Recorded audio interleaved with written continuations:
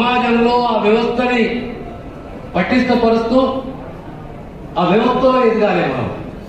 కానీ వ్యవస్థని పక్కన పెట్టి వ్యవస్థ కన్నా గొప్ప నేను అంటే వ్యవస్థ కానీ ప్రకృతి కానీ ఎప్పుడు క్షమించదు.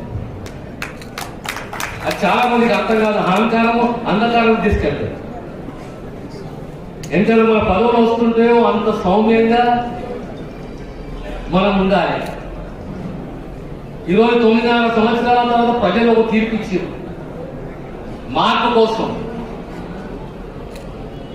ఆ మార్పులో ఏది అంటే 60 సంవత్సరాల తెలంగాణ పోరాటం, సుదీర్ఘ తెలంగాణ పోరాటం. ఇంతకుముందు నేను నర్సాపూర్ మీటింగ్ పోయినప్పుడు అక్కడ ఒక దరఖాస్తు ఇచ్చారు నాకు.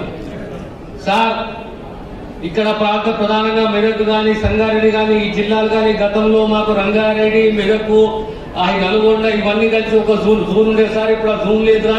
ఇప్పుడు ఈ